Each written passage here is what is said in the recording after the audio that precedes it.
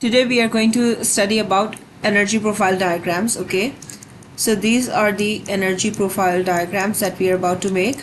Okay, and we are making for exothermic reactions, okay, and endothermic reactions. Okay, now look, what happens is that first of all we have to label the x's. Okay, so in order to label the x's, we have to remember the word error.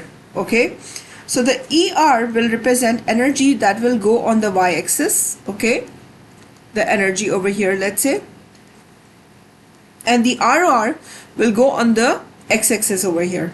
Okay, so that is rate of reaction over here, and similarly rate of reaction over here.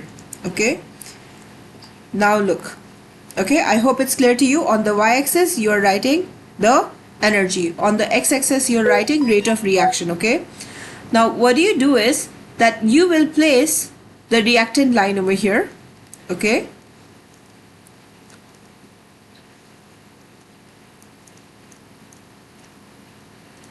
and then if it's exothermic reaction, all right, so you will draw the product line down here. Okay, why are you drawing the line down here? Because the energy is released out. So the reactant, when it turned into the product, it got lower in the energy value.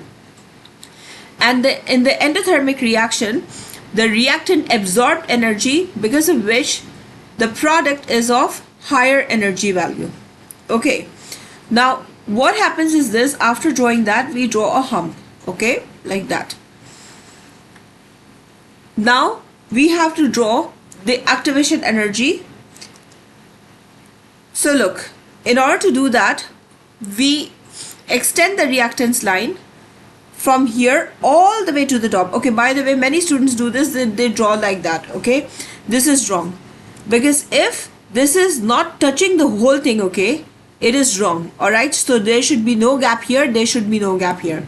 Also, the arrows should not be a double pointed arrows. Okay, it is a single pointed arrow that is pointing upward only for activation energy. Okay, all right, similarly over here as well, we are drawing an arrow which is pointing upwards, and this is activation energy. Okay, now look, in order to write in order to identify delta H, okay, what do?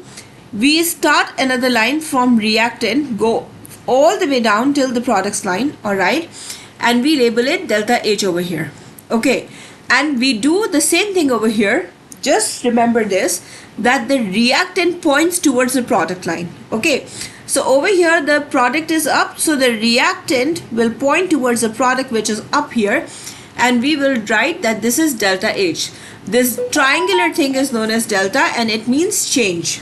Okay, now in the exothermic reaction, the delta H value is negative. Whenever, remember, any arrow which is pointing downwards, it is negative, and whenever any arrow it is pointing upwards, it is positive. Okay, so for example over here this arrow is pointing upwards, so it's positive. Okay, now over here for activation energy, all right, this arrow is pointing upwards, so it's positive. Similarly over here it's pointing upwards, so it's positive. You got this, everybody? Ask me any questions if you have. Okay, and that is it for today. Okay, take care, bye bye, all the best.